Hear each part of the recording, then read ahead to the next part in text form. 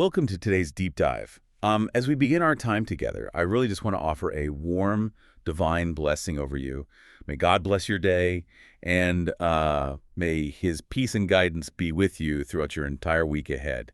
It's truly a privilege to have you joining us. Yeah, thank you for that. It's great to be here and diving into this material with you. Absolutely. So our mission today, we are exploring Genesis chapter 40, and we're doing it through the lens of a really remarkable stack of historical study notes. Right, we're kind of bypassing the standard Sunday school summaries you might be used to. Exactly. We're looking at this text for what it really is, which is, well, it's a geopolitical thriller.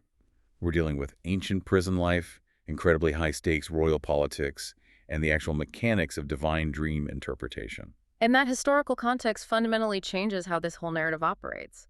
I mean, we usually approach this chapter focusing purely on Joseph's his theological resilience, which is certainly there. Right, of course. But when we look at the historical realities of the Egyptian court, the absolute danger these individuals were in, and the political tension inside that prison, the text opens up into a much more sophisticated drama. It really does. So let's look at the premise for a second. Most of us know the basic setup. Joseph, a young Hebrew, has been unjustly locked in an Egyptian dungeon for years at this point. Yeah, just languishing there. Right. And suddenly, the dynamic of this prison completely shifts because he gets two very high-profile cellmates, the king of Egypt's chief cupbearer and the chief baker. Now, our modern sensibilities immediately picture kitchen staff, right? We think of a sommelier and maybe a pastry chef. Which is completely wrong. Yeah. The historical sources clarify that this entirely misses the magnitude of their roles. It really does. The Hebrew term used in the text to describe these men is saris. Depending on the specific ancient context, this translates to a high official and very often a eunuch.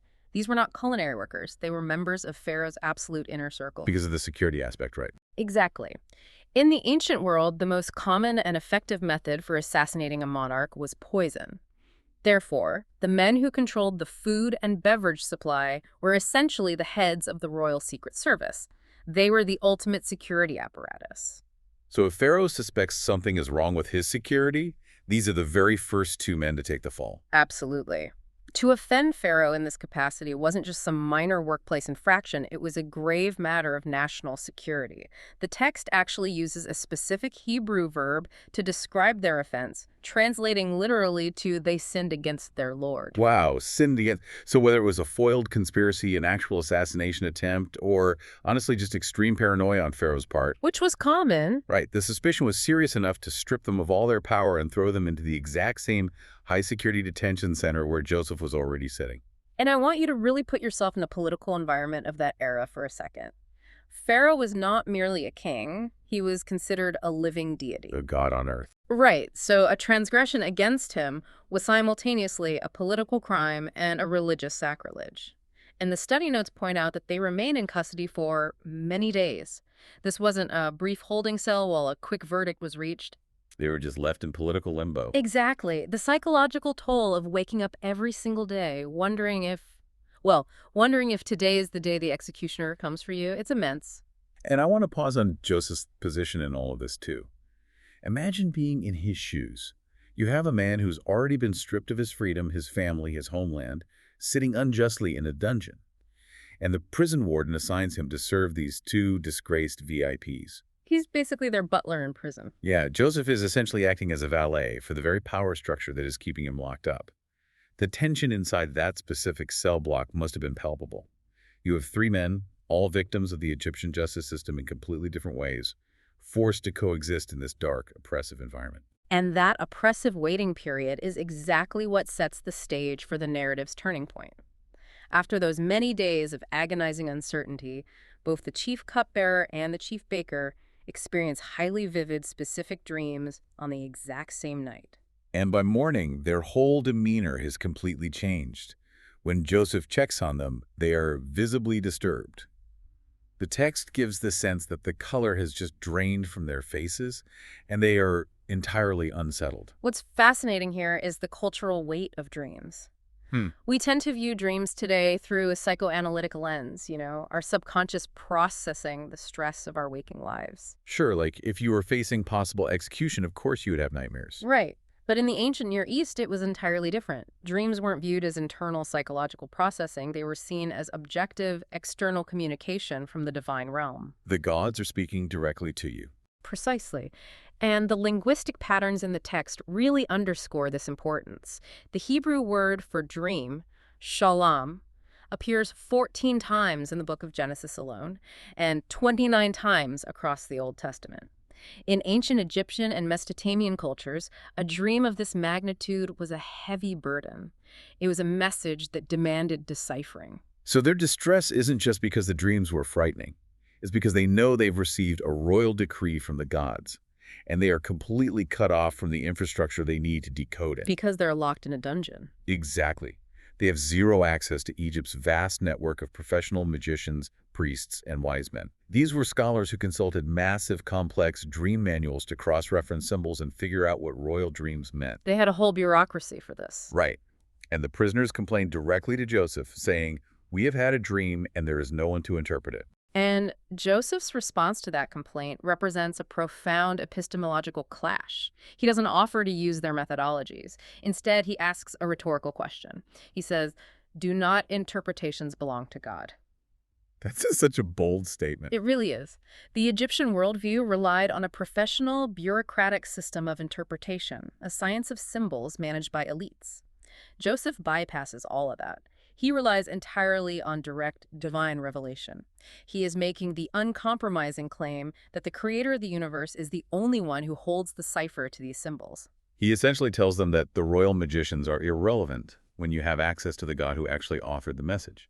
So encouraged by this, the cupbearer shares his dream. The first of the two. Right, and we are familiar with the imagery. A vine appears with 3 branches. It rapidly buds, blossoms shoot out, and it instantly produces clusters of perfectly ripe grapes.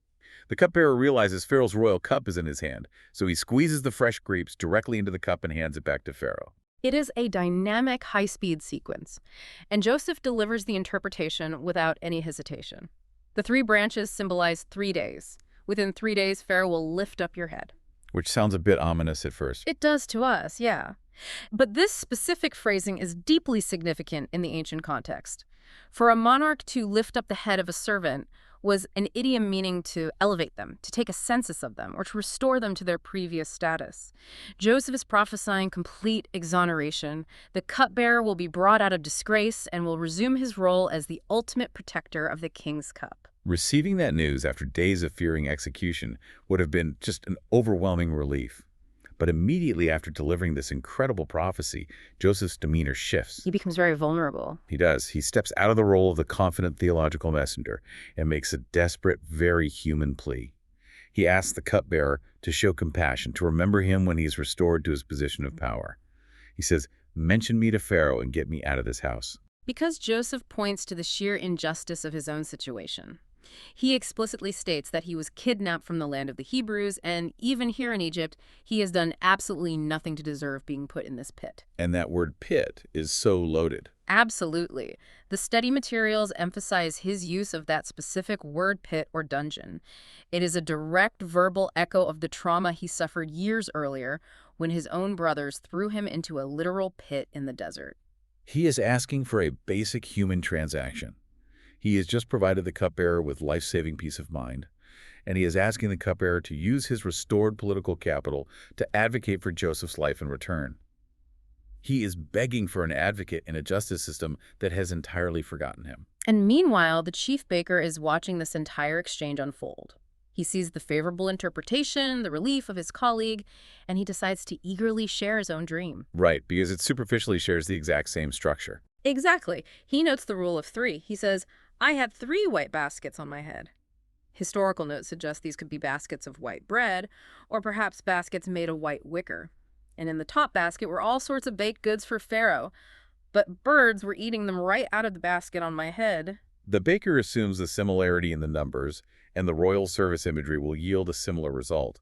But Joseph has to deliver a radically different message. A completely dark turn. Yes, the 3 baskets do indeed mean 3 days. But Joseph uses a terrifying wordplay on the exact phrase he just gave the cupbearer. Pharaoh will also lift up your head. But this time, it is literal. He will decapitate the baker and hang or impale his lifeless body on a tree. And those birds from the dream. They're actually scavenger birds that will eat the baker's flesh, mirroring the dream perfectly. The psychological weight of delivering that message cannot be overstated.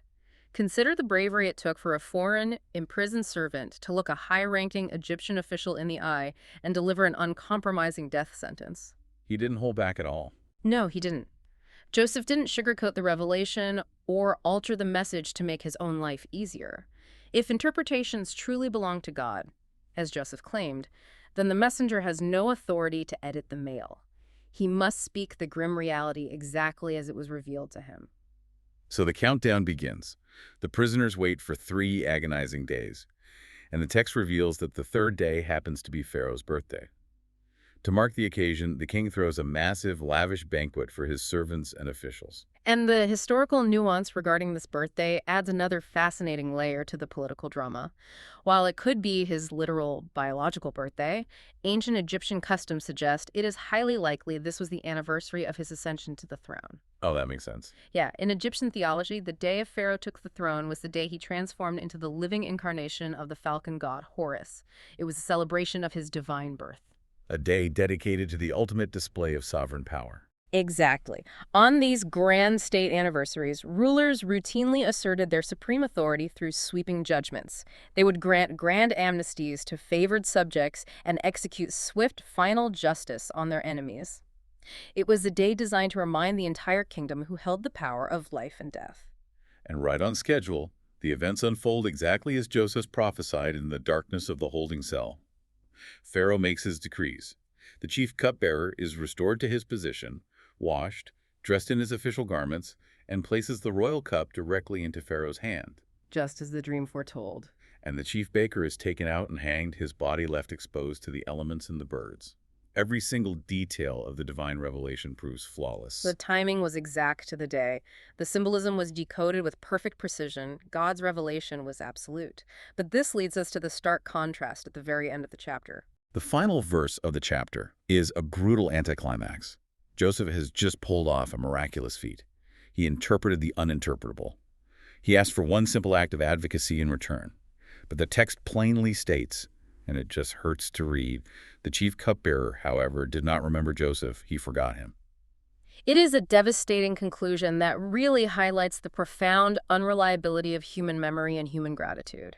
Joseph exercised his spiritual gifts perfectly. He demonstrated profound courage. He served his cellmates in their darkest hour.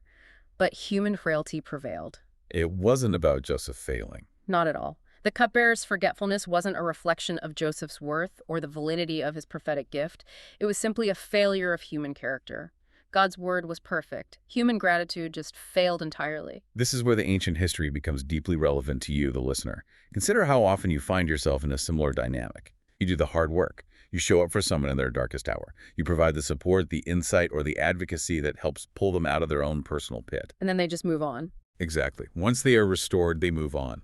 You find yourself forgotten, passed over, or left behind while they celebrate their success. And the narrative of Joseph here is a masterclass in the agonizing art of waiting. It challenges us to detach our sense of purpose from the immediate validation of other people. The underlying historical and theological current reminds us that while the cupbearer forgot, the divine timeline was still in motion. God hadn't forgotten. Right. The stage was being set for a much larger national deliverance that required Joseph to remain in that prison for a specific duration. The waiting room, as agonizing as it is, was a necessary component of the broader architecture of the story. It really shifts our perspective on what it means to be overlooked. Sometimes being left in the dark doesn't mean the machinery has stopped working. It just means the timing hasn't reached its fulfillment. Absolutely. Now, before we conclude our analysis of these sources, there is a final provocative thought worth exploring. The study notes mention that throughout history, God occasionally used dreams or angelic messengers because symbols fundamentally require interpretation. like we see in the book of Daniel. Yes, heavily in the later texts with the prophet Daniel. Symbols force the receiver to slow down, to seek wisdom, to look beneath the literal surface of things. They demand active engagement. That is a stark contrast to how we consume information today. It is. In our modern environment, we are saturated with instant information, literal text, and endless, immediate notifications. We rarely have to search for meaning because it is usually algorithmically fed directly to us. We don't interpret, we just consume. Yeah, it's so true. So the question this historical text raises for us today is this. Are we still paying attention to the quiet, symbolic ways we might be receiving guidance?